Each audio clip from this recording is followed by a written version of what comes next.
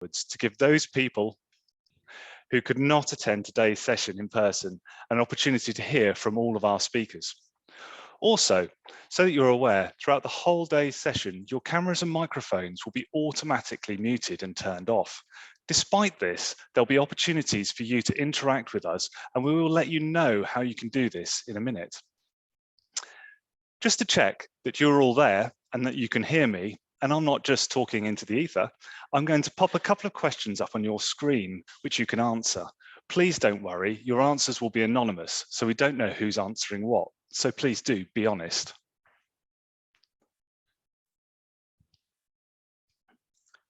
Oh, there's some people starting to answer. So majority of people are drinking tea today. None of the above. I wonder what you are drinking. Hopefully something very nice. Excellent.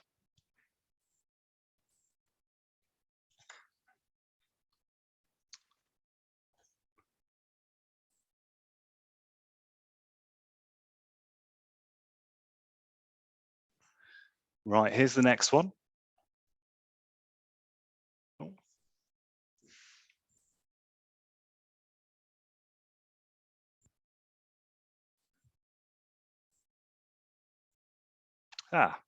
So the next one's, why are you here today?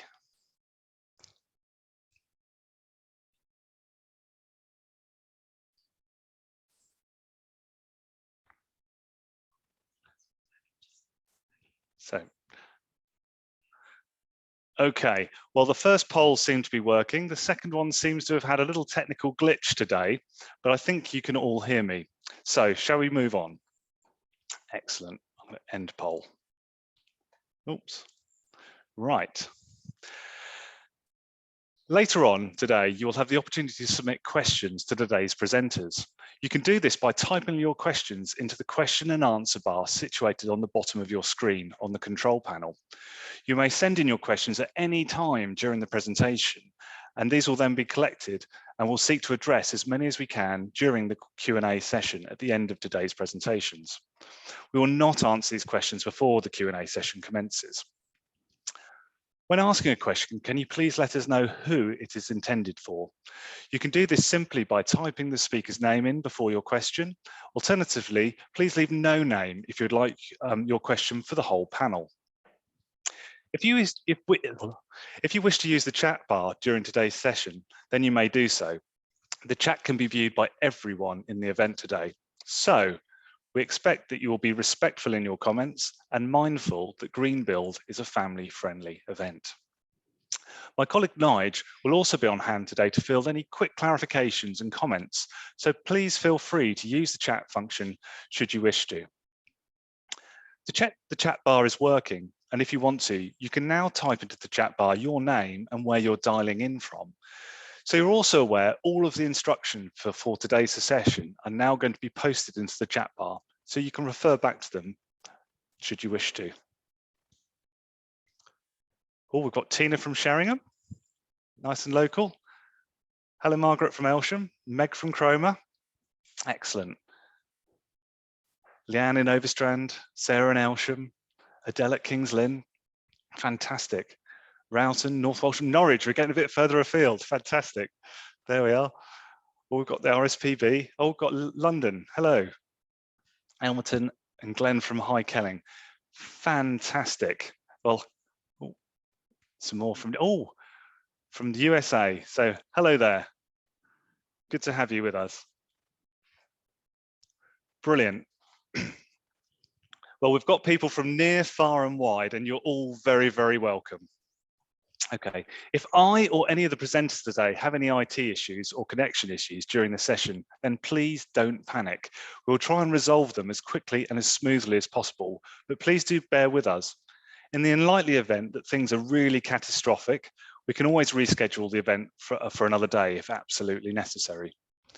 We have allotted roughly 20 to 25 minutes for each of today's speakers, as well as some time for questions and answers at the end. We'll aim to wrap the event up by 5 o'clock, and that's UK time for those in the USA. Now, without further ado, we'll pass on to our first speaker today, Rikke Nagell-Kleven So Rikke works as an innovation advisor in the business development team at Hethel Innovation. Rikke holds a Bachelor of Science in Biomedicine and a Master of Science in Molecular Medicine and a Master of Science in Business Management from the University of East Anglia. So over to you. Thank you so much, Rob, and hi everyone. Hope I'm now going to share my screen, so I hope you're able to see that. Can I get a little wave from Rob if you can see that okay now? Yep, perfect, great. Thank you so much for having me here today to talk about the Algae Innovation Platform. I hope there's many of you that would have ticked that you want to learn more about what an Algae Innovation Platform is. As Rob said, my name is Rikke Nagell-Kleven and I work as an innovation advisor for Hethel Innovation. And today I'm going to be going through what an Algae Innovation Platform is, why it's needed, and also what benefits that seaweed can give our region in East Anglia. Hopefully I'll be able to, yep, there we go. So before I go more into detail about the Algae Innovation Platform, I wanted to give you a brief introduction to Hethel Innovation in case you're not too familiar with who we are. So I'm going to talk a little bit about who we are and what we do. So essentially we accelerate the growth of businesses and communities through providing spaces to grow business insight and connected communities. And when I talk about spaces to grow, that includes that we have over 120 members or tenants across our two sites in Norfolk at Hethel Engineering Centre in Windham and Scotto Enterprise Park in Scotto. We are also the home to the region's innovative STEAM sector. So at our sites in Norfolk, you can find a little bit of all types of businesses. And as a member or a tenant at our sites, you get flexible office space, workshops, and also virtual space, including exclusive access to events and also networking opportunities, and also support from our on-site business support team. And this brings us on to our second focus, which is business insight. So we currently give on-site support to our tenants and members on both Hethel Engineering Centre and Scotto Enterprise Park, as well as giving and supporting a various range of external businesses and aspiring entrepreneurs, both regionally and further afield, where our team of advisors provide design sprints, workshops, mentoring, and also event hosting. And topics of support includes business planning, marketing, branding, project management, funding, and also market research. And as a part of our connected communities, which is our third focus, we, including the hosting of events, we also connect businesses with researchers in their fields and also encourage cross-sector collaborations, both within the communities and also other businesses that we talk to. So essentially, we are an innovation consultancy and encourage acceleration and innovation and support businesses to start, grow, and innovate. But to the main event, the Algae Innovation Platform. What is the Algae Innovation Platform? This was an initiative that was started by Hethel Innovation back in June this year, after talking to various businesses during our Breakthrough project, which was a project that was funded by the European Regional Development Fund until this summer to support businesses in Norfolk and Suffolk with 12 hours of free business support. And from the conversations that was had with the local entrepreneurs during that project, it was discovered that there was a great interest in algae in the region, and specifically macroalgae, which you might know as seaweed. However, there was a lack of a shared platform to communicate about algae initiatives in the region, and we therefore decided to establish the Algae Innovation Platform. And then since June, Hethel Innovation has therefore gathered people interested in various applications of macro and microalgae in the region to come together and share their experiences and expertise during the Algae Innovation Platform meetings. And the overall aim of the platform is to collaborate to better understand what is needed to develop a seaweed industry in East Anglia with local supply chains and also understand and map the current barriers for development.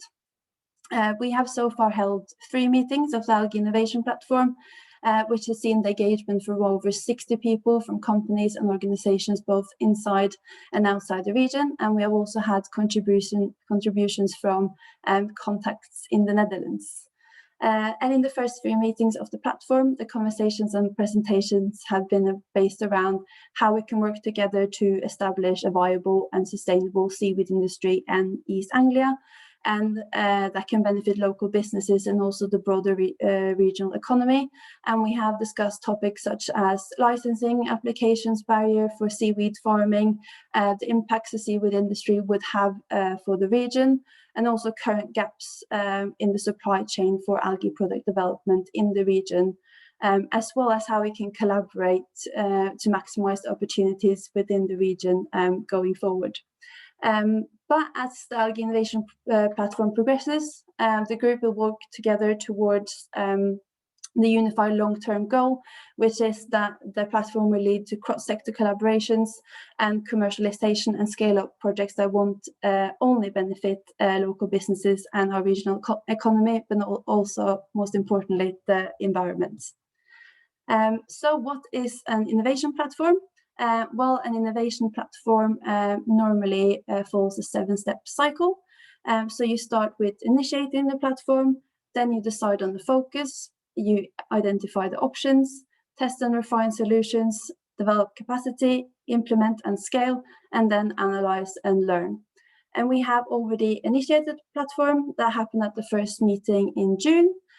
We have also decided on some short-term focuses for the platform, which happened at the second meeting in July. So we are now at the 3rd step, which is identify the options. And we will have our next meeting on the 2nd of December, and this is normally a step that takes a little bit longer. So the short-term focus areas that we established for the group was to conduct a feasibility study to test the viability and interest for seaweed in the region. And the aim with this is that this will feed into an industry development plan, which will aid the Algae Innovation Platform in accelerating a seaweed industry in the region and also attract funding and investments. So this will also hopefully aid us in sourcing funding opportunities for the feasibility study. And we also have a core group of the Algae Innovation Platform that is meeting up regularly to update each other on any appropriate and available funding opportunities. So if you have any idea of available funding that might support a feasibility study on this, then please let me know. And the 3rd short-term focus of the Algae Innovation Platform is that we want to work to understand and minimize the current barriers associated with license application for seaweed farming in the region. And also to achieve an easier and more successful license application project for seaweed farming, as this is currently a barrier that we are seeing to accelerate the seaweed industry in the region, as we do need local supply of seaweed from local farms in order to establish the supply chains that the goal is to establish. So therefore, the objectives that we set for the Algae Innovation Platforms are to better understand what is needed to develop a seaweed industry in East Anglia, including the barriers that currently are delaying development, and also with this to create a clear plan for the road forward with actions and accountabilities. We also want to build local supply chains for the development of algae products in the region. And the platform, the last objective is to raise awareness of the platform and also share across networks to support to source new collaborators. And the platform also focuses on networking, which is a big, obviously big focus for the platform to grow, so we want the platform to be a place for networking and to be a place for different parties where they can meet and share knowledge and research related to macro and micro algae with each other, even though the focus have mostly been on macro algae so far. So what is success for the Algae Innovation Platform? Success would be that local supply chains have been developed and secured, creation of projects, and also that we have supported the development of a local strategy that encourages algae innovation. So I mentioned that the Algae Innovation Platform was established after talking to local businesses interested in developing industry for seaweed in East Anglia. but there is also a wider interest in accelerating the seaweed industry in Europe and increasing the supply of more local seaweed. In the last decade, the global cultivation of macroalgae has doubled to approximately 32 million tons fresh weight annually, but the vast majority of this macroalgae cultivation is taking place in China and Indonesia currently. And in contrast, Europe only stands for a small percentage of the total macroalgae cultivation, and harvesting of wild stocks is the predominant production system currently used in Europe. As an example, numbers from the North Sea farmers shows that in Asia, 97% of the total seaweed produced is from cultivation, whereas only 3% is a result from wild harvest. On the other hand, 99% of the seaweed produced in Europe comes from wild harvest and only 1% from cultivation. So there's a big difference there in the production methods and also the scale of seaweed cultivation. So, however, the European seaweed market is growing every year. And last year, Europeans ate over 700 million pounds worth of seaweed. And sales of seaweed for different uses and consumptions are also projected to increase to between 1.7 billion and 2.5 billion pounds by 2030. So this means that if this growth continues to accelerate, Europe has to import even more seaweed from Asia than we already do. So if we do not accelerate our own seaweed industry and make more seaweed available as local supply for Europe, this might become a problem, and also we need to then import even more, because the seaweed that is currently available on the European market comes almost exclusively from Asia currently. And we want to do something about this, and Norfolk and Suffolk is the perfect place to cultivate seaweed, so why shouldn't we exploit this? In fact, Norfolk and Suffolk have over 140 miles of coastline bordering the North Sea, which is currently being developed into a thriving energy and raw material generating region. And seaweed is also seen as the new superfood, and is rich in protein and vitamins and minerals like calcium, iron, folic acid, and also vitamin K. And studies have also shown significant health benefits of eating seaweed, including reduced blood pressure and also improved digestive health. As well as this, seaweed can also be used in various foods and the nutritional supplements.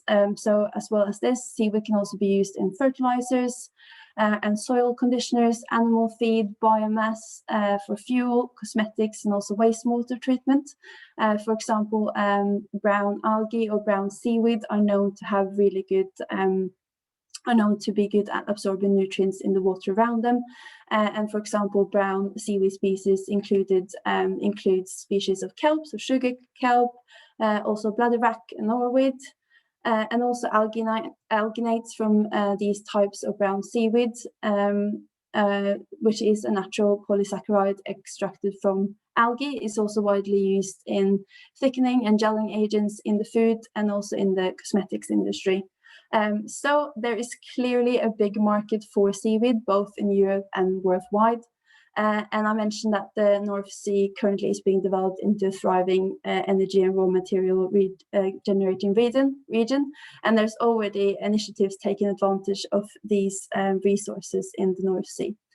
For example, the Netherlands and Belgium are two countries that are leading on this, and specifically the North Sea Farmers, which is a non-profit foundation that is working to scale up seaweed industry, both in the Netherlands and abroad, and that are looking at smart use of space at sea by building multi-use sea farms. And this includes wind turbines, seaweed cultivation, shellfish, and also floating solar panels. And by 2030, North Sea Farmers aims to have 25% of the Dutch wind parks facilitate multi-use sea farms. And this is equal to an area around 400 square kilometers, so really big. And this will yield approximately 10 million tonnes of fresh seaweed per year. And if this is achieved by 2030, it can reduce up to 1.6 million tonnes of CO2. So that is quite a lot. We also have the Dutch company Oceans of Energy that is working with the North Sea farmers to create the world's first combined solar and seaweed farm in the North Sea. This demonstrates that solar energy production and seaweed cultivation are possible in the same space. And Oceans of Energy, as well as another partner on the project, the Seaweed Company, are partners in the EU-funded United project, which is aimed at promoting the more sustainable and efficient use of ocean resources. And the offshore farm has already been installed at the North Sea Farmers Test Site, which is 12 kilometers off the coast from Scheveningen, which is the district of The Hague. And the goal is to eventually work towards a safe and successful installation of floating solar farms within offshore multi-use wind farms. And the North Sea farmers, together with Van Oord, the Seaweed Company, and Algae, are also planning to build the first commercial scale ocean farm in the wind park starting in 2023. So what are the opportunities for this in East Anglia? Well, the opportunity to create something similar is definitely present, as we currently have several renewable energy companies operating or planning to establish wind farms in our waters. So we should only see if someone decides to explore this option also here in East Anglia. Lastly, I want to go through some of the benefits that our region can see with implementing a seaweed industry in our region. The first one I want to talk about is carbon sequestration by seaweed. So essentially, carbon sequestration by seaweed at possible seaweed farms on our shores can actually lower our total CO2 emission as a region. And when I talk about carbon sequestration by seaweed, this is the process where seaweed turns CO2 into seaweed biomass. So seaweed grows really fast, like really fast, even faster than trees. So it can suck up a lot of CO2 at a phenomenal rate. And once that CO2 is locked up in seaweed biomass, it can then be harvested for use, or it can also sink to the seafloor or be stored underground. However, there is a barrier with this. There are some current barriers with this. For example, that there presently is no carbon credit exchange market for seaweed. Second, government policies need to support industry development, and policies that encourage aquaculture, a streamlined permitting process, and also no overly strict regulations need to be in place to support new farmers and also investors to enter this industry. But there is another possible environmental benefit with having seaweed farms off our shores. Seaweed, as I mentioned earlier, specifically brown seaweed, which we have a lot in our waters, can absorb nutrients and also heavy metals. And heavy metals are known to accumulate specifically in brown seaweed. So having seaweed farms around our waters could decrease the amount of heavy metals around our shores. The second thing I want to mention here is that local supply chains of seaweed will mean that companies that already use seaweed or this resource in our region won't have to get this from Asia or elsewhere. So this basically means that it will lower also the carbon emission, as companies would then be able to access seaweed that they're currently using from local supplies. An example of a company that in East Anglia that is currently using seaweed is the company Squish, that has been established at the University of East Anglia. And they use seaweed to create biodegradable and renewable packaging solutions in the fight against single-use plastics, which is a super cool initiative, so definitely look them up. However, a barrier with locally farmed seaweed is that this will not be able to compete with the prices from seaweed from the Asian market. So we will have to rely on customers wanting to pay a little bit more for locally farmed seaweed. We also have the new Broadland Food Innovation Centre opening in 2022, which will be located at the Food Enterprise Park at Easton, where HEF Innovation will lead on business support. So it will be great to see some businesses established there that are interested in developing food related to seaweed, food from based on seaweed food products, and there is and also that would like to, for example, look into alternative plant-based protein products that are from seaweed. However, there's also a barrier seen here. So there's a barrier with the presence of a biorefinery. So a biorefinery is a refinery that converts biomass to energy and other beneficial byproducts. So seaweed contains a large amount of water that needs to be removed. And the isolation of valuable components, and like we mentioned earlier, so the vitamins and proteins, also requires a combination of chemical treatment and mechanical pressure. So having a biorefinery for seaweed processing in the region will also be crucial to accelerate this industry for seaweed here. And the last one I want to mention is that the establishment of a seaweed industry in our region can lead to economic growth and also new businesses emerging. However, it must also be mentioned that we also must look carefully at the impact on the ecosystem when it comes to establishing new seaweed farms in an area, as we do not want to introduce any new environmental stresses, but rather positively enhance the surrounding environment and biodiversity. And establishing a seaweed farm could, in the best case scenario, create a breeding ground for new and welcome species of fish, but it could also attract invasive exotic species. So this is definitely something that we need to be aware of and think about when establishing new seaweed farms around our shores. And we also obviously have the chalk reef that we want to protect, so this also needs to be considered. Thank you so much. That is all for me today. Thank you so much for listening, and feel free to contact me if you have any questions after my talk today.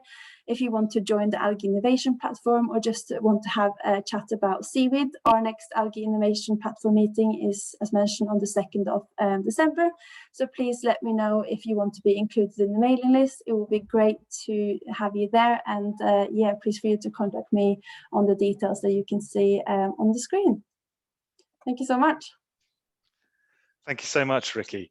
So I find that absolutely fascinating, sort of my first introduction really into the Algae Innovation Platform and sort of the wider industry, but also actually the versatility of seaweed as a resource. There's some really interesting questions which have come in on the Q&A, which we will pick up at the end of the Q&A session. But we're now going to move on to our second speaker for today, which is Dr. Sophie Day. So Sophie is a Senior Research Associate at the University of East Anglia, presently on a secondment with Coastal Partnership East. Oh, hang on a moment. No.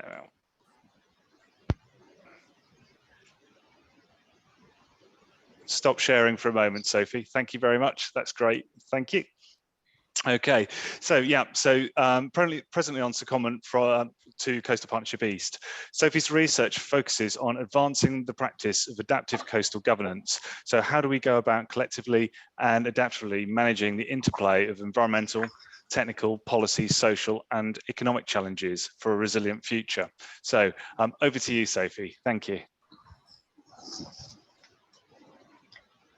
Thank you, Rob, and it's great to be here. So thank you to the team for inviting me, and thank you to everybody who's logged in. I'm really excited to hear some of your questions and for us to have a good discussion a bit later. So you probably will have heard a lot in the media over the last couple of weeks, in fact, the last few years, around the seriousness of the climate change challenge that we're facing and the urgency required in acting upon that. And so it's really important that we think about not only the mitigation of the ongoing cause of climate change and contributions to the atmospheric CO2 levels, but that we really spend some time and investment thinking about how to adapt to the imminent changes of climate change, some of which we are already starting to see.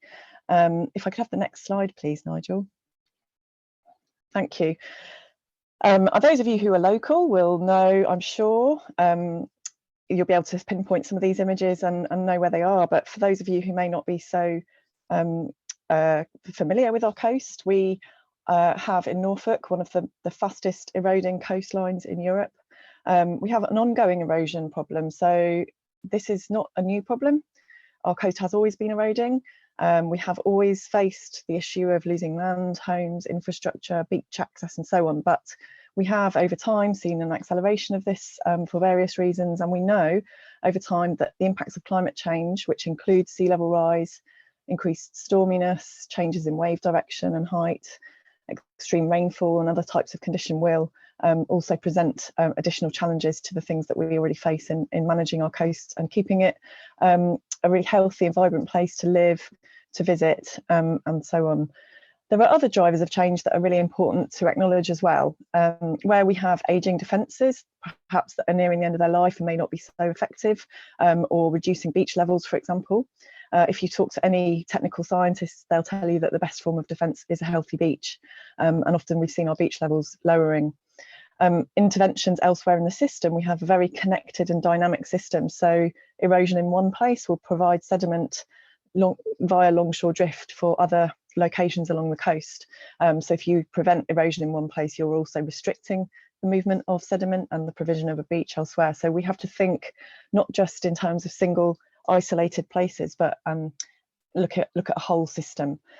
We have political changes, which mean that at a strategic level, over time, maybe ideas change about how our coast should be managed and what's strategic.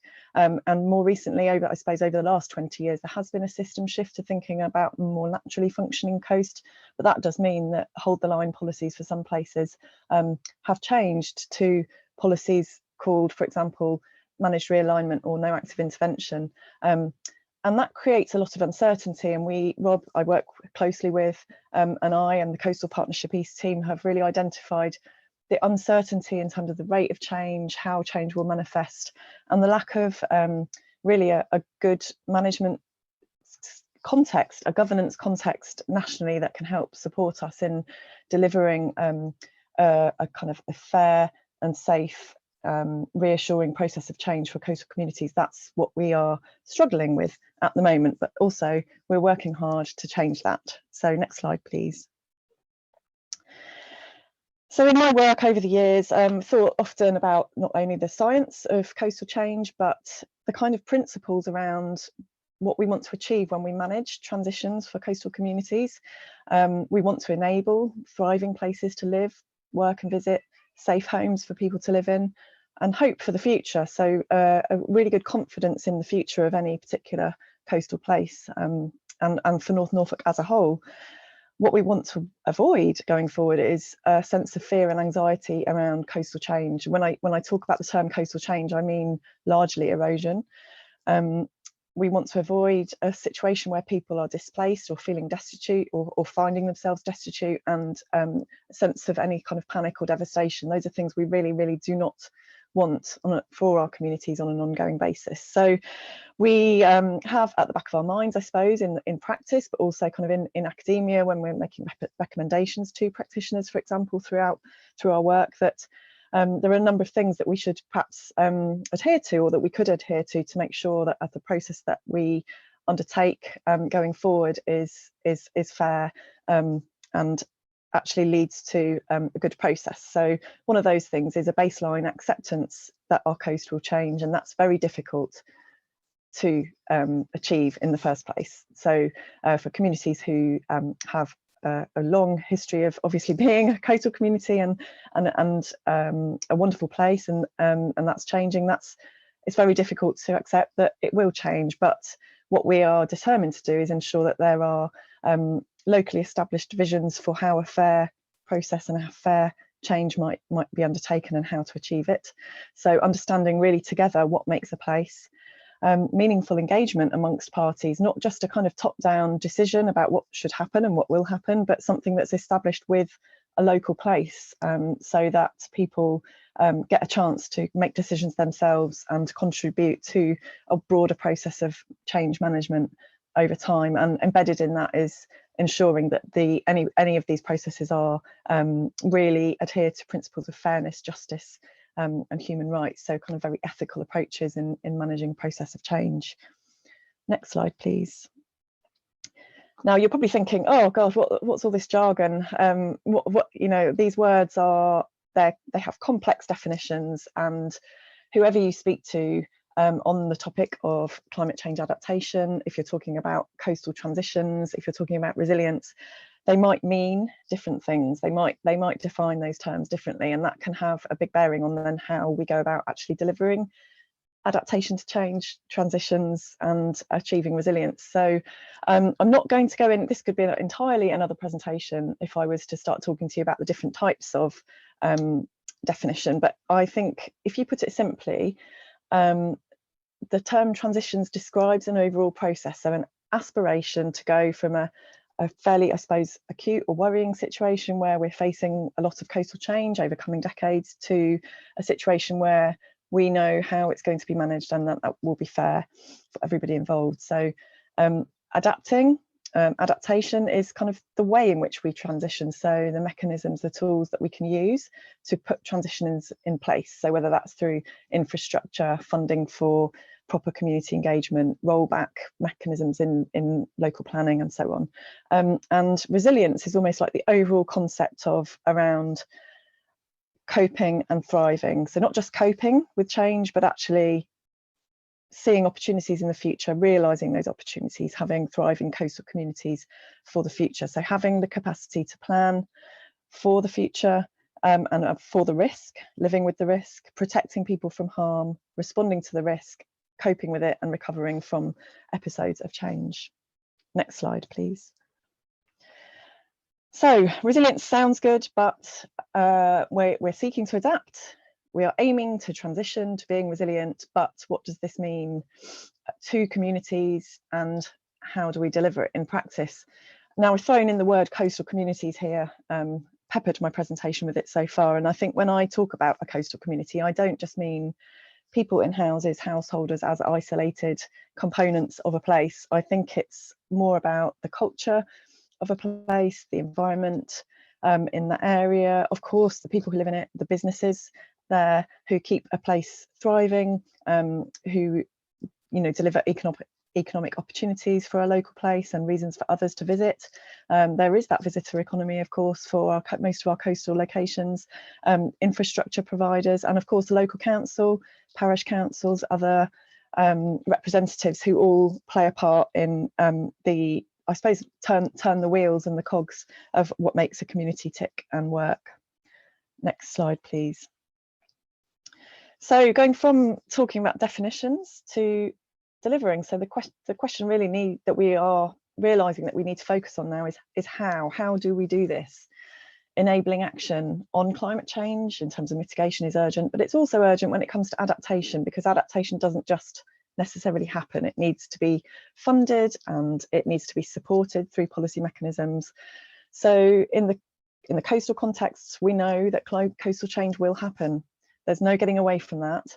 And we know that climate change will accelerate it. And we know that we probably can't stop that from happening, but we can learn to live with it in a fair way. And this is going to be difficult, but North Norfolk District Council in particular have got a really long record of being innovative in this field, as Coastal Partnership East have. Coastal Partnership East was established in 2016 as a partnership approach to looking at the whole coastal system, working together, being more effective about the way we use our resources and the brains that we have access to within the partnership, within the local councils who make up that partnership.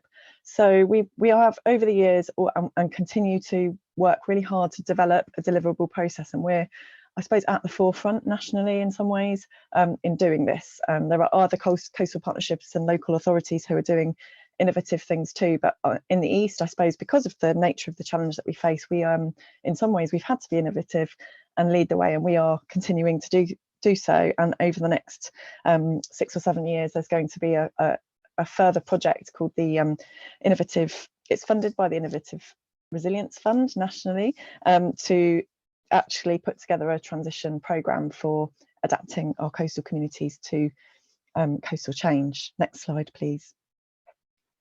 So I'm going to just talk about four kind of broad foundations that through the work that I and others have done seem to be quite clear as being necessary in actually being able to kind of reduce uncertainty by creating a deliverable plan for adapting to coastal change. So if I could have the next slide, please. The first one is really the importance of having underpinning national policy and strategy that translates to a local level. So we locally, we want to be able to enact community future planning. We want this to be well supported through policy levers and mechanisms. We want funding for it. We want to be able to deliver this, but at the moment we don't have a good defining policy on coastal adaptation, and therefore we don't have a delivery framework by which to deliver it. But as I said, Coastal Partnership East are at the forefront of developing this. So people from all over the world will come to us really to ask about what the kinds of options might be, what kind of funding is available, and different types of thinking on funding structures, and the different kind of roles and responsibilities that might be involved in coastal governance going forward.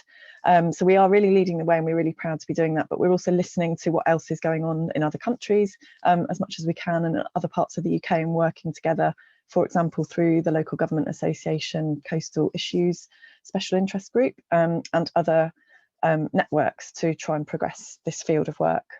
Next slide, please. Innovation and evidence, as we've just heard from the previous presenter, without innovation, without a kind of, I suppose, support for experimentation and trying new things, learning from those experiments, creating evidence for what works and what doesn't work, we can't try anything new. So this is a really important foundation in thinking about also how we go forward in delivering coastal change, testing options, sharing our ideas, learning from other places and other communities and other people, evaluating what we've done to really be critical and think about what has and hasn't worked, and then understanding how we might go about transferring some of those options and mechanisms to other contexts so we can share what we've learnt. Everywhere is different. No one size fits all type of approach is going to work because our coastline is so diverse in the UK. But what we can do is come up with lots of suites, I suppose, of approaches, methods and things, and help each other learn about how to perhaps approach the challenges differently going forward. So I've already talked about the upcoming IRF transition programme and the LGA SIG, which have various initiatives underway. There's also a CLIF project, which is being led through Coastal Partnership East on funding and finance, which that's very much a case of kind of watching this space. Next slide, please. There's the third pillar, I would say, is really creating a shared vision for any particular place. I suppose across scales, but locally, I think it's worth working together and really investing in a process where we can work together to understand what we're aiming for, what's important to our community about a place, what are the kind of things in a community for their culture and their place that we need in order for that place to be viable, healthy and thriving going forward, even if the footprint inevitably has to change in some respect. And how can we do this fairly? Without that, it's very difficult to really start thinking about steps forward for any particular place and how to progress. So having a vision initially enables us to kind of think of a pathway ahead. We can be flexible and we can build things in over time, reflect on how we're doing, but having that kind of agreed commitment to kind of work together going forward and having something to aim for is really important. Next slide, please. And finally, I suppose this relates to creating a shared vision, meaningfully working together. So we talk about engagement, and again, Coastal Partnership East, certainly North Norfolk District Council, do not see this as a kind of top-down approach. So it isn't about local politics or national politicians telling local people what's going to happen or what to do. It very much has to be a two-way process, so a listening process, working with our communities to understand what's important in a place, but also to be able to share the sense of what the challenge is. So physically and technically, what's the challenge that we're facing, and how might we be able to create some ideas together and share knowledge about a place to address those challenges in a way that has a legacy, I suppose. So it's not just a kind of one project wonder. So we have actually an opportunity going forward to kind of embed these long-term conversations into our, I suppose, daily life as communities, as practitioners and as local people, working together to create a better future. And through collaboration, so between organisations, for example, some of you might have heard of the Sandscaping Scheme in Bacton and Walcott, and that really came about through a really good set of relationships, real commitment amongst individuals and organisations to collaborate to come up with a scheme that was going to fulfil the needs of lots of different interests going forward, and to give a place some confidence and some sense of confidence in thinking about how we might do things differently and think about the future. Next slide, please. So coming towards the end, I see this kind of list actually as almost like a recipe for resilience. So I've talked about collaboration, I've talked about the need for fundamental underpinning policy, the necessity for funding arrangements to enable innovation in looking for options for coping with coastal change and delivering that, engagement, innovation, creating evidence of good practice and innovative practice, learning from others, learning from each other, and the creation of guidance to make sure that our ideas and our successes are transferable and possible for applying elsewhere. I'm just going to finish with my final slide, if we can have the next one please, on a reflection that we have had. So I'm based at the University of East Anglia, and I am an affiliate member of the Tyndall Centre for Climate Change Research, and we had a conference recently where we were talking about what's really missing in delivering net zero. So again, the mitigation challenge, but I translated a lot of the challenges that we really highlighted within our discussions to being common to the adaptation challenge as well. And I'll just quickly go through those. So fundamental governance challenges around the kind of institutions that we work in and the way that we actually struggle to deliver resilience, and some of the targets that we'd like. The need to focus on how to make it happen, so overcoming barriers so that we enable change rather than just coming up against them all the time. Cross-scale meaningful action, as in at national to local levels. Keeping active, moving things forward, ensuring that we're learning from each other, from good practice, from evidence, enabling innovation, investing in that, and tackling whole systems, not fragmented bits of them. So I'm hoping for a really good discussion with you later. Please do put some questions into the Q&A, and that's all from me. Thanks very much.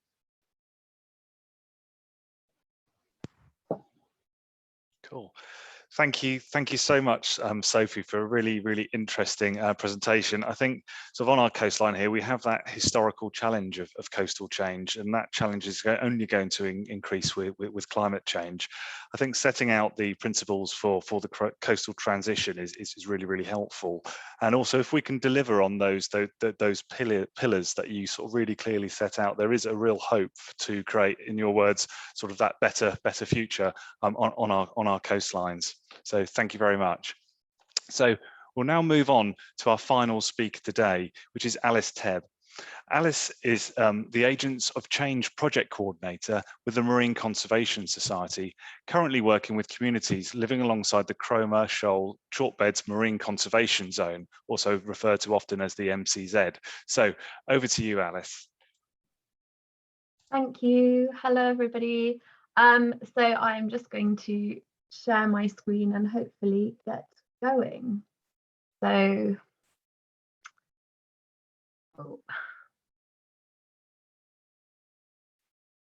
hopefully that's working for you all okay, and you can see it just fine. So, I'm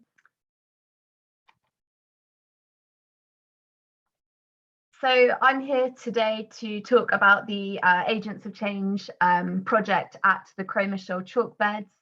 And I didn't know who I'd be meeting today, but from some of your questions, you're obviously an incredibly informed bunch. So I will skip past this quite quickly.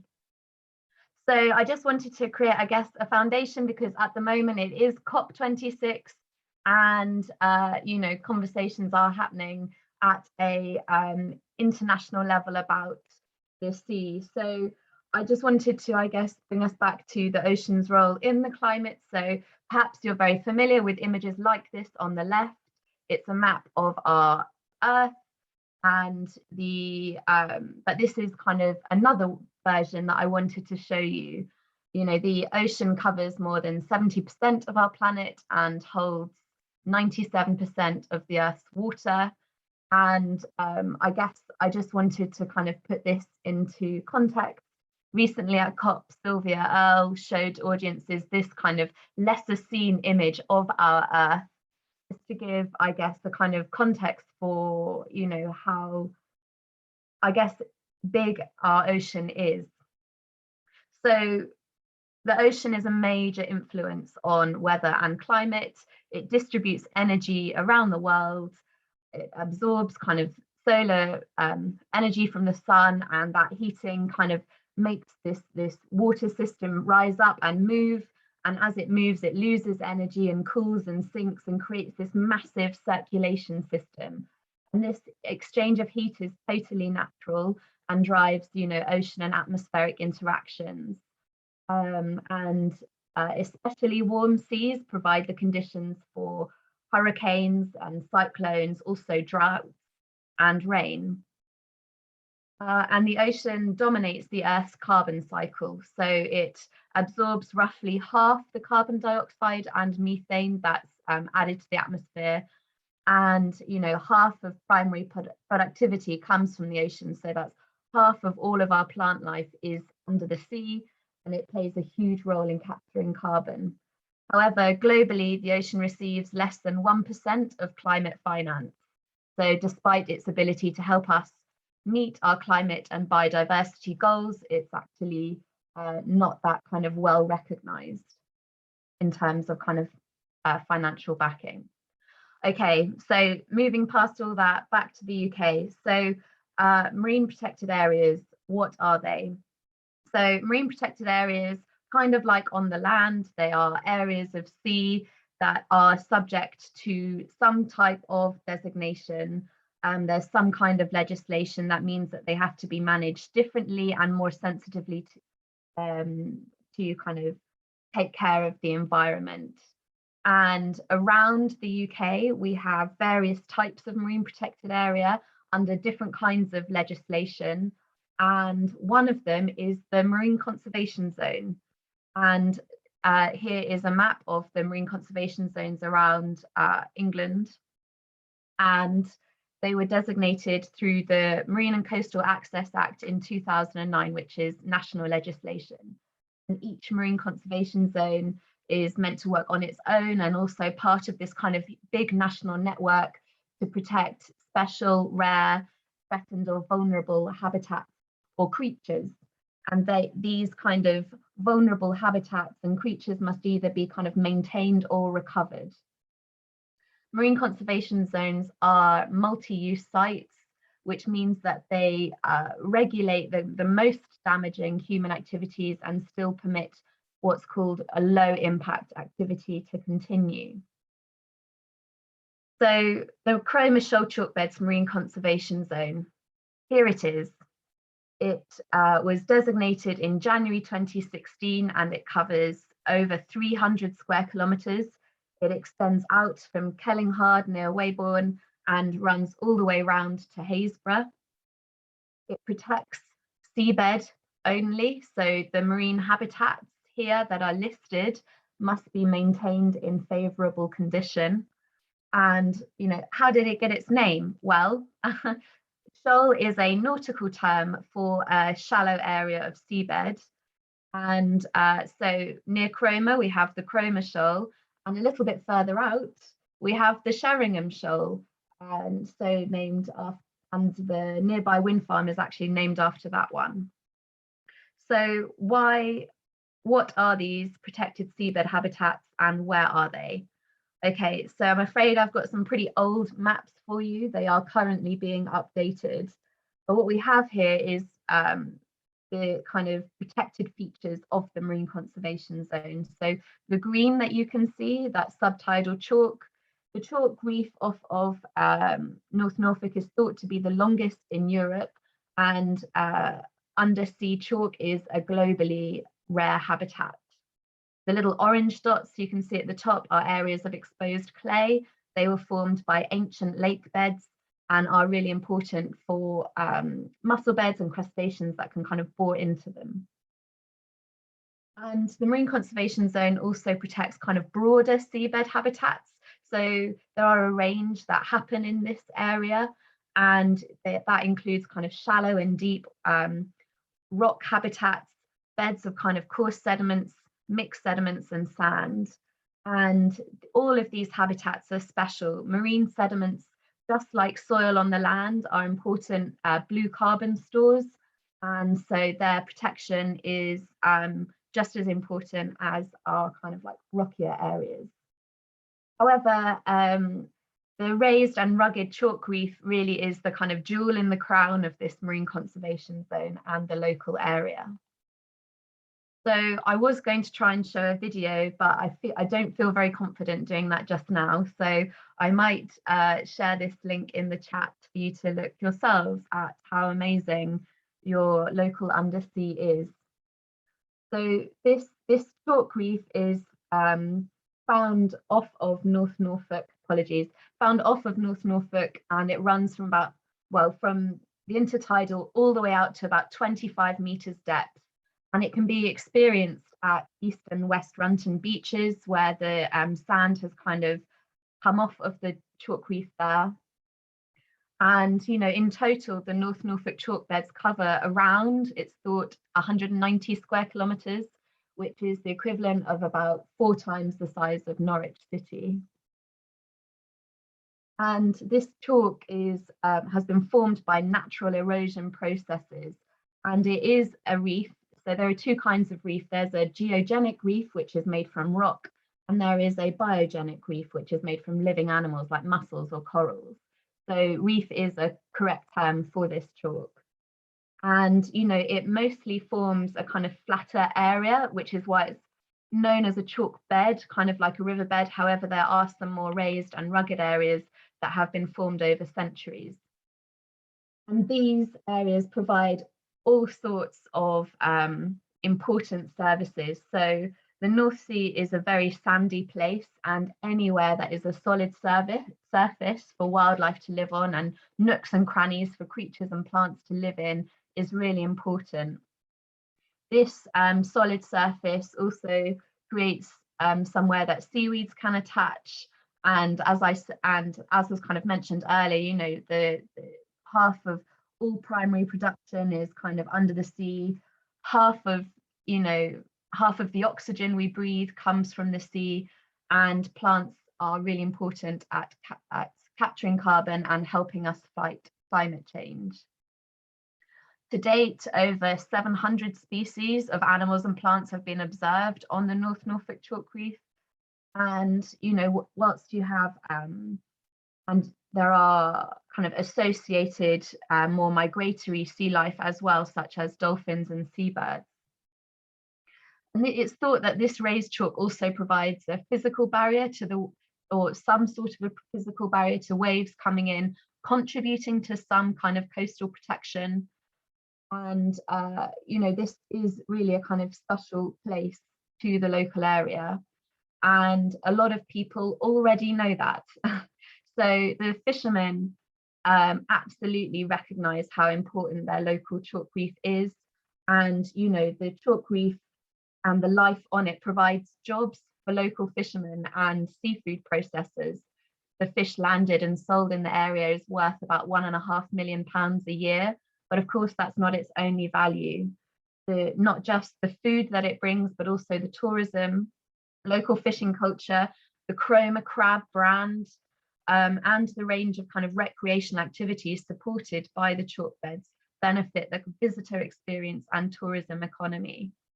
There's also local recreation. You know, the chalk reef helps to maintain the sand on the beaches that's enjoyed by sunbathers.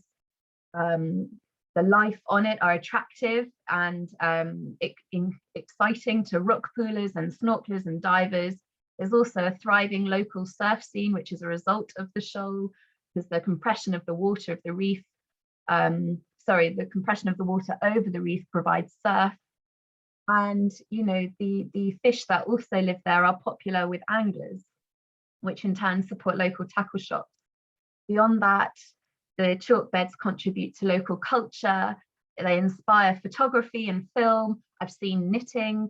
I've seen amazing embroidery as well, and kind of found item art.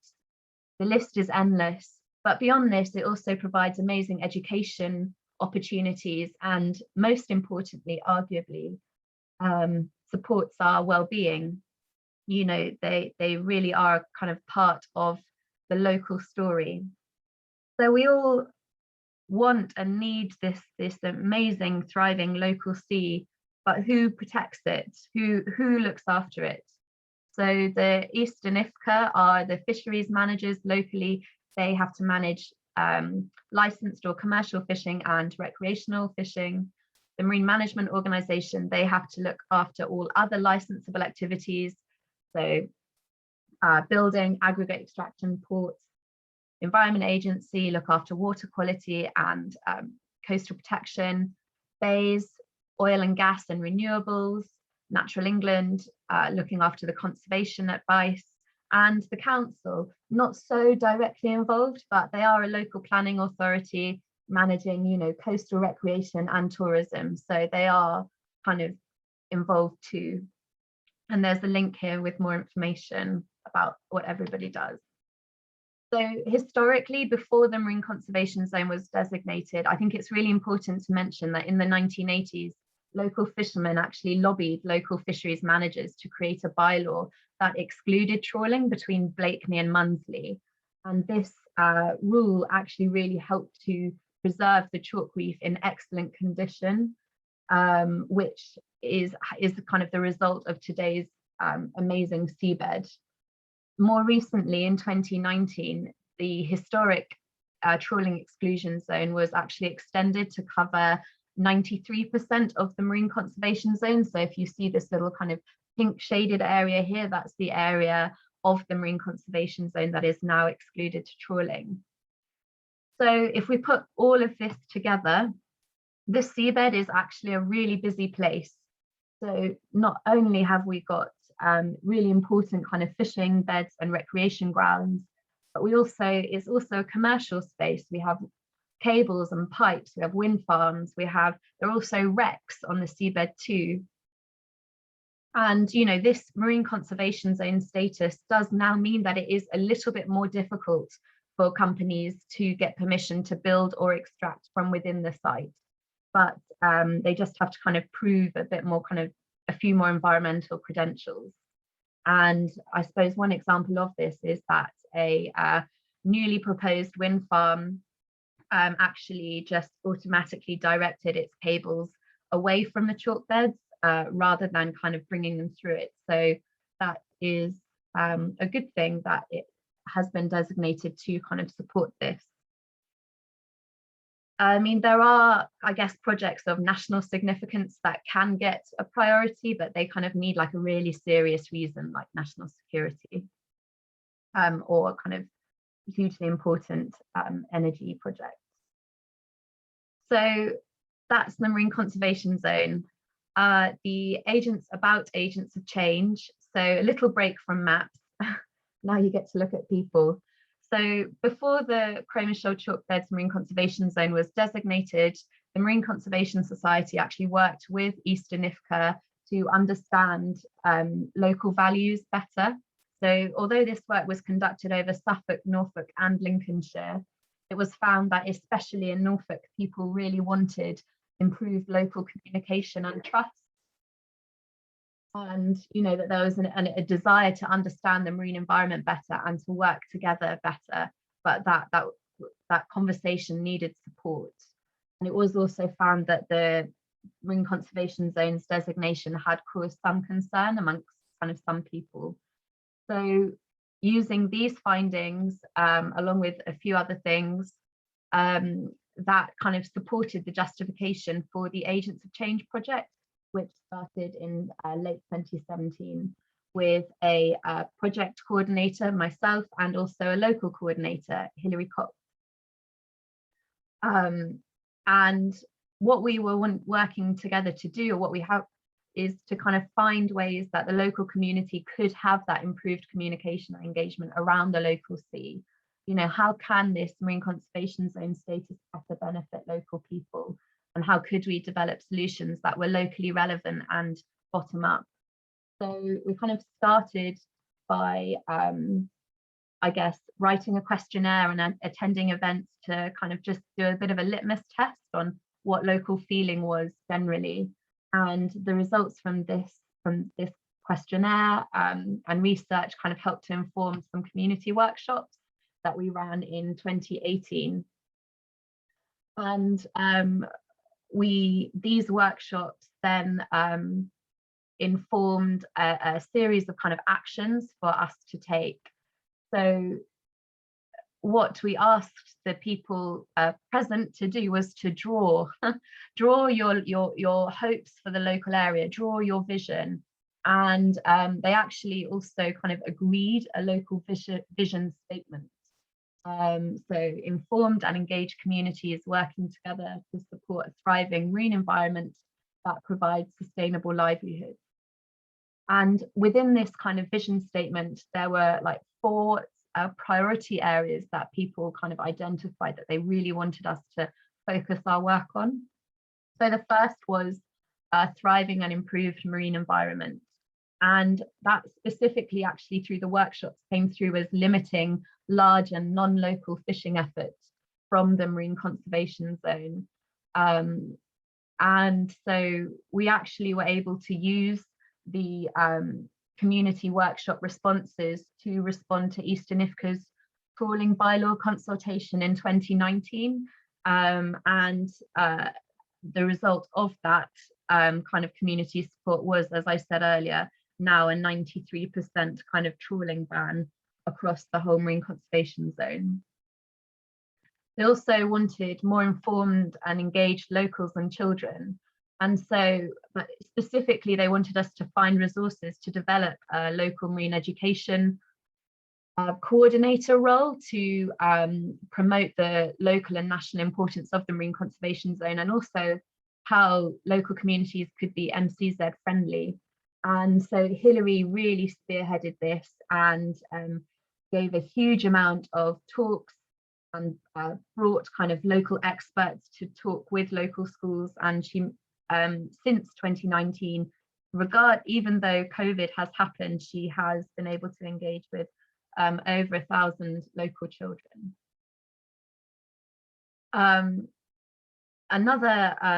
The third of the 4 aims was around kind of supported local fishing economy. And actually that main concern that really came through in the workshops was about the concerns around recruitment to the local fishing industry.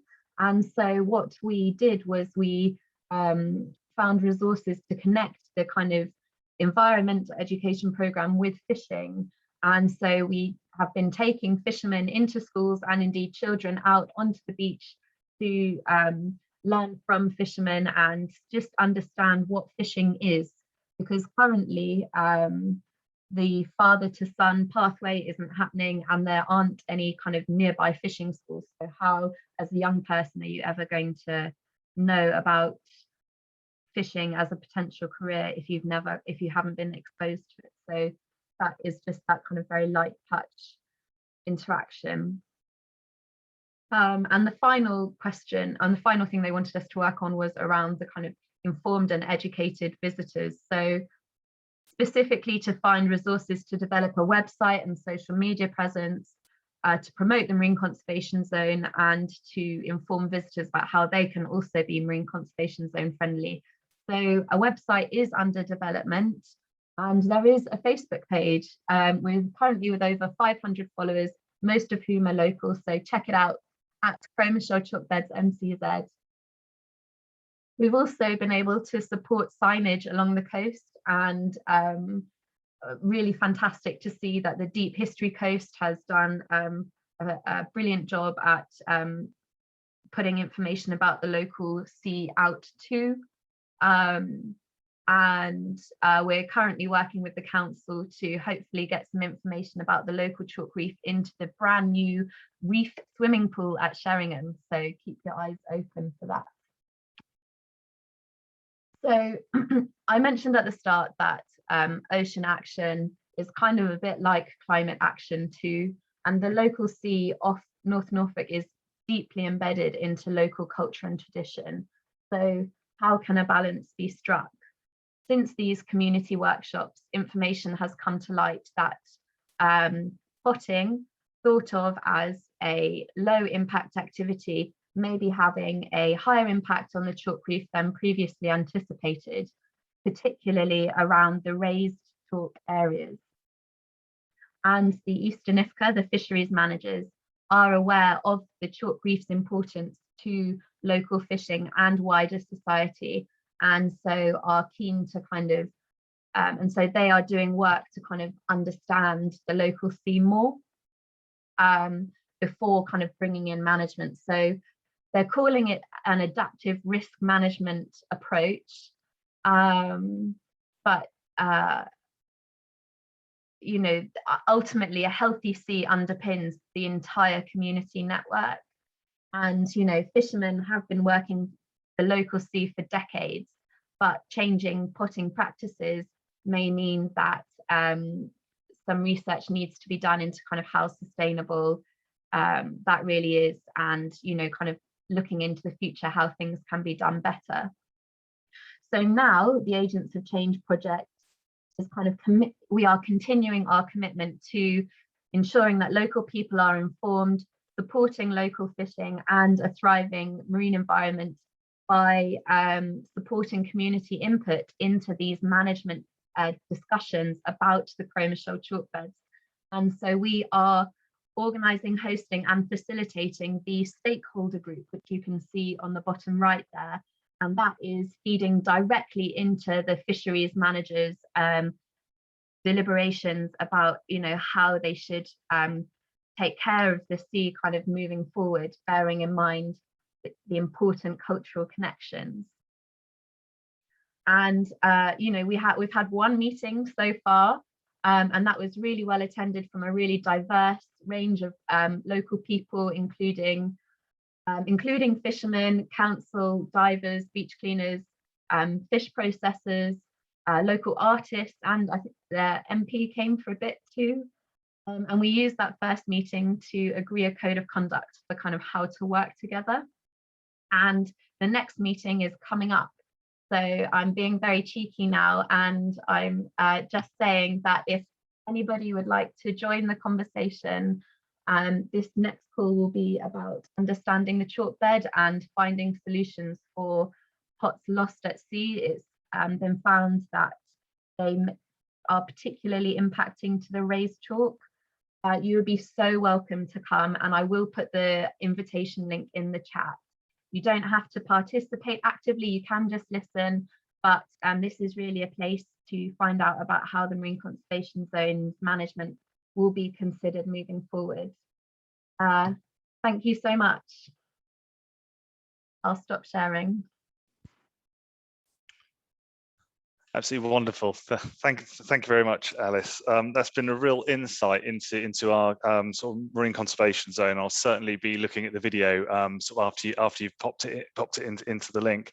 I also think it's sort of fascinating with the sort of the multi-use area, multi-use of the area, but also that recognition of the complexities within that, and then trying to balance these sort of environmental needs, but also the other stakeholder needs. And it's really, really pleasing to hear that there's a sort of a conversation, a positive conversation going on, sort of to bring that one forward. So thank you very much. Okay, well, we're now going to move on to our question and answer session. And I know all of you out there have been very busy popping your questions into the Q&A bar. And so what I'm going to do now is I'm going to start working my way through these, sort of aiming sort of questions and rotating around the speakers. We'll go for a little while and we'll see how we get on. So the first one I have is for Rikke. So, okay, so are there any benefits or negative outcomes for wildlife that result from seaweed farming? Yeah, sure. So that's a kind of big question, and it also depends on obviously how big the seaweed farm is, where it's located. Is it close to the shore? Is it further offshore? Is it obviously in co-location with the wind farm? As well as what I mentioned about it could obviously come more exotic species in with seaweed farming that is not welcome in the ecosystem. Diseases, pests, sort of thing. Other things I'm aware of is obviously if there's a big seaweed farm, it can take the light off the seabed. So that can also be an impact for species living under the seaweed farm, and I know also there has been worries about related to seabirds as well, relating to seaweed farming, but that is also more in co-location with the wind farms. But yeah, there's a little bit of the concerns. Cool. Thanks very much. Well, I was just sort of following on from that. So from a sort of a fisheries point of view, there could be some benefits with sort of for havens for young fish. Yeah. Yeah. Cool. Yeah, it can protect, obviously, it could be a breeding ground for fish, it can protect them, and also obviously increase the biodiversity around the seaweed farm. Yeah, thank you very much. Okay, the next one is to Dr. Sophie Day. So are expectations too high for our coastline? Isn't the future sealed in terms of further erosion? That's a difficult question too, I think. Yeah. And I suppose in some ways you could say expectations are too high, but they are there for a reason. And that reason is that over time we've had an approach which has advocated for coastal defence and that we can hold the line. And so homes have rapidly been built in coastal communities and expanded and still are, because the shoreline management plans that we have that are the best estimate of the risk that we face along sections of our coast are not statutory documents, so they do not have to be considered in planning currently. So that development, it's still a difficult issue, and it's something that Coastal Partnership East and North Norfolk and partners are working really hard on to lobby for better inclusion of shoreline management planning risk approaches in local planning processes and national planning processes through, as I was saying, having a good policy foundation that really enables us to deliver on adaptation in a connected way across different disciplines and sectors. That's one of the things. I think people maybe expect the coastline to be held, or don't maybe understand its history of dynamism if they are not perhaps local, if they haven't lived here a long time, even if they don't know the kind of history of the area and have some sort of understanding of the geology and the types of system that we live with. Equally, even if perhaps you know that the coastline is changing, it's very scary when you are living in a state of uncertainty for lack of options, for example. So you're living in an eroding place, but at the moment we have no kind of national system of buying homes out, or well, not talking about necessarily compensating, but enabling a fair process by which people can move, rebuild their homes elsewhere, for example, with some capital support. There are all sorts of options I think we can think about developing, but really that issue around expectation, as I was saying, one of the fundamental principles, I suppose, going forward with transitions and thinking about adaptation and arriving at a state of some sort of state of resilience is that we accept the change and work with it rather than trying to stop it. But that's a job in itself, and it's really hard. No, I agree, Sophie. Thank you. Okay, over to Alice. What do you see as the biggest challenge or threat for the MCZ? So I'll take that as the one that we have here in North Norfolk. But actually, if you'd like to take that question, also thinking about the wider MCZs nationally as well. Yeah, I would say the biggest challenges and threats are probably just kind of lack of communication and people really not working together. People feeling that their views are opposite. For example, there's a lot of kind of unhelpful press about fishing versus conservation, but ultimately everybody wants and needs a healthy sea, just maybe for different reasons. So I would say those kinds of things particularly not good for kind of working together and moving forward. And I would say that is probably the same locally and nationally. Thank you. So often, isn't it? It's communication is so important. So yeah, excellent. The next one I have is actually for all the panelists. So do listen carefully. So A large number of Norfolk parishes are pressing for an offshore transmission network for the wind farms, rather than the current plans for cables coming ashore at places like Weybourne and Haysborough. So which option do the panelists think would be better for the seabed? So if we start with Rikke. Again, a big question. I don't know much too much about this personally, so this might be a one I send to the other panelists. That's fine. Okay, Alice, would you like to go next? Wind farms are a massive challenge. You know, as we say, it is COP right now. It isn't a climate crisis right now. You know, we are also in a biodiversity crisis. How can we reduce our reliance on fossil fuels, but make sure that the alternatives also, you know, have as little impact as possible, but they will have an impact. You know, so it is a real challenge. That is such a good question. And you know, the areas of seabed, as I say, are kind of valuable for different things. So ultimately it will just be about creating a kind of value scale and seeing kind of which that causes the least trouble. I think probably would be the roundabout answer to that. Sorry to not have a very good answer for you, though. I think that's very, very balanced. So, and Sophie, do you have any thoughts as well? Again, it's not an area of expertise, but I would certainly say that we need to turn these kind of massive, I suppose, almost sometimes international projects into opportunities locally. So where we might be able to create a levy system that enables some funding maybe to go into a pot to support the adaptation management options for a local area, or local improvement works for local people, for recreation and amenity, local infrastructure support, that kind of thing. And I don't know whether there is any option to look also more innovatively at these transmission lines as kind of multi-purpose structures, whether there are things that we can do to, I suppose, work together to kind of realise any opportunity that there might be. So obviously we're looking for a least trouble solution, a least problematic solution, but also can we find ways of capturing value when these things are, when that massive investment is being put into kind of infrastructure works like these. What can we draw from them, really?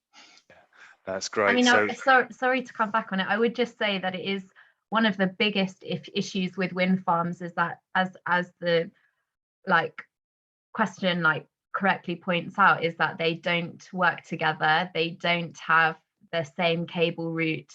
They can't, you know, a lot of it is about the kind of lack of joined upness and businesses being in competition with each other. So that is something that certainly our government could do more on. For example, where there's infrastructure existing, the pipelines going into Bacton gas terminal, for example, it would strike me as a kind of sensible thing to consider where that infrastructure already exists. But I don't know personally why that doesn't happen. Cool. Thank you all very much for your insights there. So, right, we'll keep going with some questions. I've got the next one for Rikke. So, marine licensing is a barrier for small businesses, sort of, say, for those who might want to break into the seaweed industry. How could this process be simplified or overcome to help things move forward? Again, a very, very good question. And that is something obviously that we're looking into with the Algae Innovation Platform. How can we make this process more streamlined and easier for entrepreneurs or companies that wants to establish seaweed farms off the shores, not only in East Anglia, but elsewhere in the UK. We are working with Natural England on this, and they have said that they will come with a national statement soon regarding their view on seaweed farming, and also when it comes to where in the UK that they recommend doing this activity. So that will be really interesting. But in terms of right now, it's just a challenge that we can address, and that is something that we are looking at, because this has been identified by companies that are part of the Algae Innovation Platform that wants to do seaweed farming off the Norfolk coast. So we are very much aware of the challenge, and we want to support this being less of a barrier in the future. Thank you very much. Sounds like lots of work in progress. So yeah, excellent. Okay, Sophie, what are the things on the menu for future possible actions to facilitate coastal transitioning and long-term sort of resilience for communities? That's a big question as well. That's another massive question, and that's what I think the focus of the transition programme that Coastal Partnership East are going to be carrying out over the next 7 years will really try to realise. So we have lots of ideas, there's lots of little bits and pieces that have been tested, but how can we bring that together into a kind of more of a kind of master planning approach or a toolkit to enable us to have a bit more of an organised approach here, because there are elements relating to looking at the science and how you understand the science and the technical issues around understanding change better.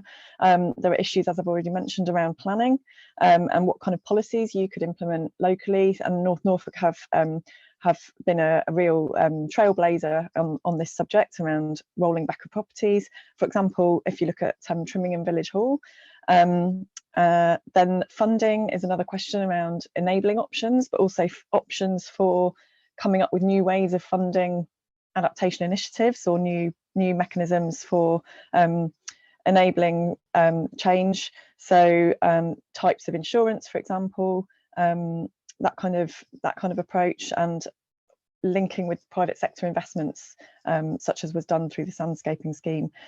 Different approaches around working with nature when it comes to coastal management schemes. It might not be so appropriate anymore to use traditional forms of defence such as concrete seawalls, but new types of approach. For example, the sandscaping, again, I don't want to draw on that too many times, becoming a bit of a broken record, but it's really important, and it was a really novel scheme, the first of its kind in the UK to undertake such a huge beach nourishment scheme, and really work with a natural system over a really long time period. So working with ecosystem services and the kind of the way that the sea can move the sediment, working with that, and drawing a number of co-benefits from that kind of approach. So yeah, again, working more closely collaboratively with the private sector, for example, through infrastructure and highways, other kind of providers, to come up with new forms of forward thinking, really anticipating challenges and trying to sensibly plan for them. Very long-winded, sorry. Thank you, Dave. Thank you very much.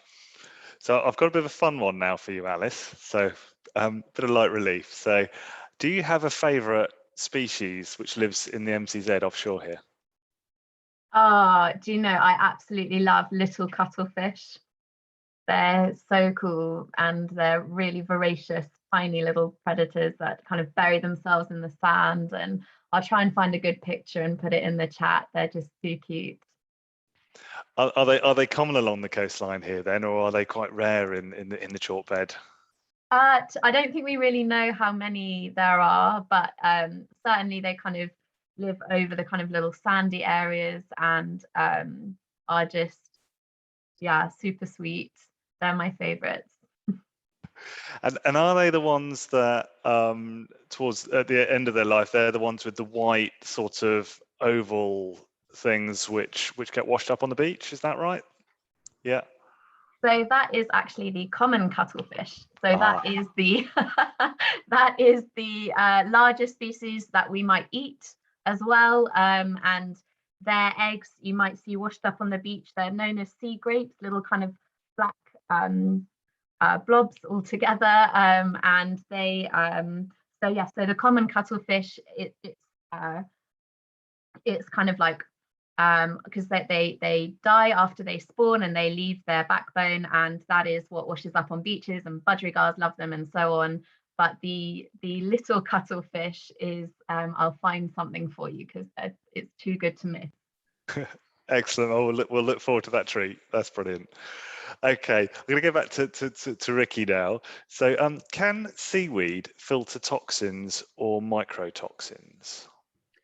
Yeah, so in terms of the nutrients absorbed by seaweed, we know that seaweed absorbs carbon, nitrogen, and phosphorus. And obviously this is something that the seaweed needs to grow. When it comes to microplastics, it has been reported not to be absorbed as far as I know, but it's reported to actually be attached on seaweed. So this might be more than a problem rather than something that seaweed can help to overcome, as far as I am aware.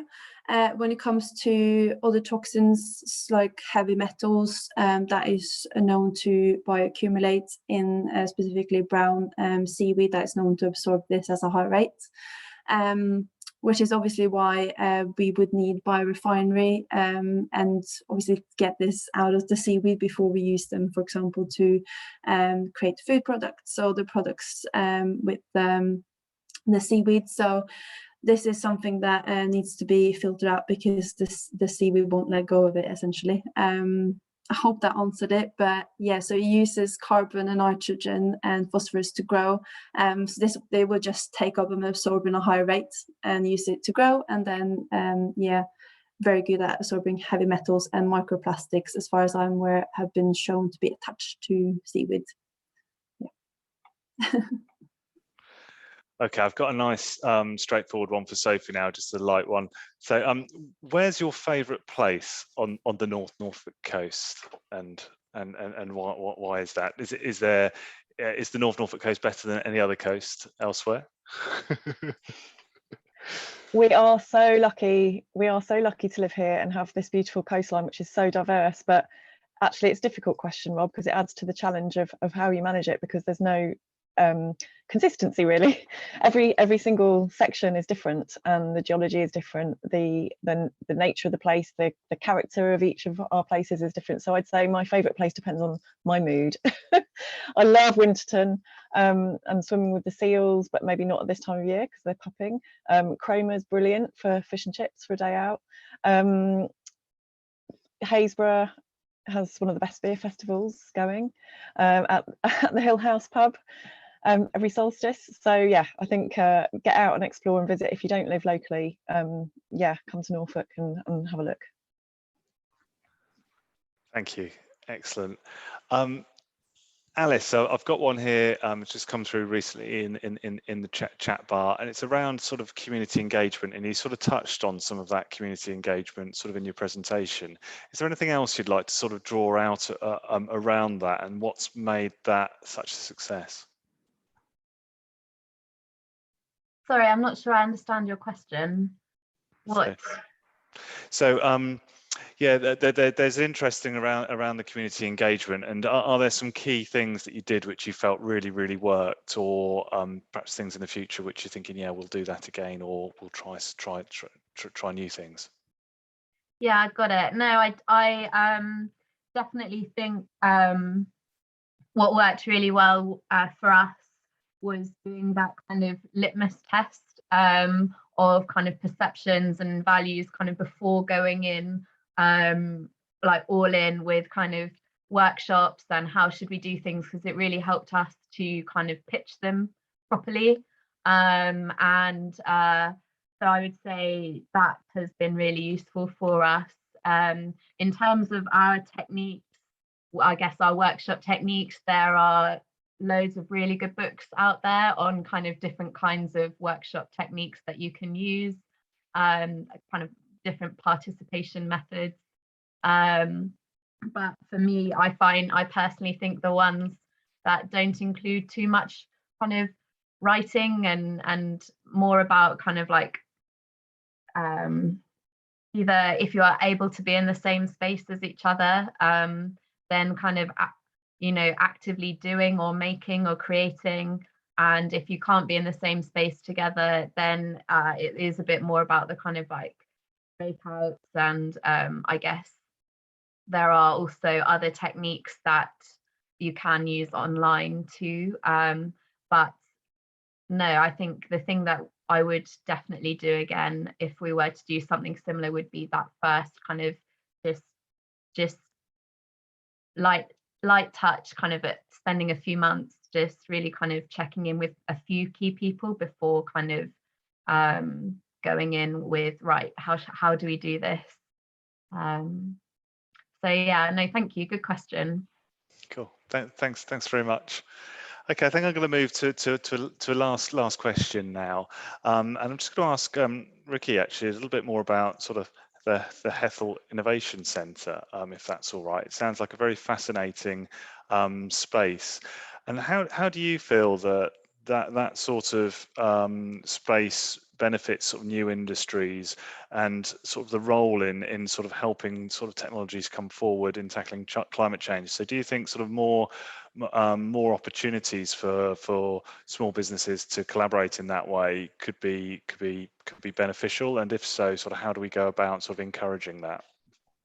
Yeah, no, definitely. And I think after COVID and now obviously with COP26, there's been increased focus on sustainability. So we are looking at having more sustainability focused workshops, obviously focusing also creating an environment for our members and also external businesses to come together and talk about this challenge and how not only how they can become more sustainable as businesses, but how we all can become more sustainable essentially. So I think there's been definitely an increased focus on this after kind of business have settled down after the COVID, and also obviously with this focus on the environment with COP26. So as an innovation consultancy, and we focus on acceleration and growth of businesses, this will definitely become a key area going forward, as obviously we want to help businesses with implementing more sustainable changes.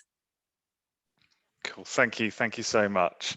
So I'm afraid we're not going to have time to answer all the questions today. Some of them I've tried to pull the questions together so we've answered several hopefully in one go, but we've covered an awful lot of ground.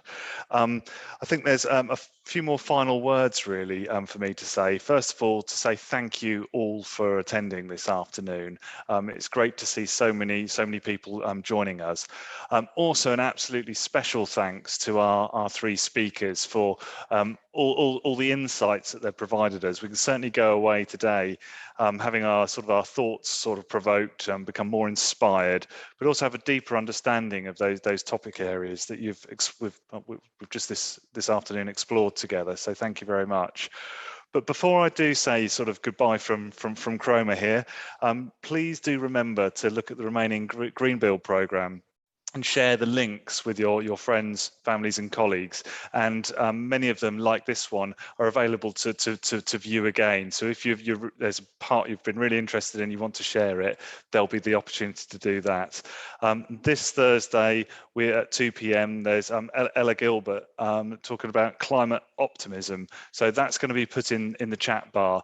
And I think that's a really important one. It's one which has really jumped out at me on the programme, because it's so easy to hear all of the things which we're hearing at the moment, and the challenges that we face. But actually, I'm fascinated to hopefully get some climate optimism to help energize us and help us through sort of this climate challenge that we face. So it comes to me to just say that final thank you to our speakers. Thank you to all for attending. I do hope you've enjoyed this afternoon, and I'd like to say goodbye. Thank you.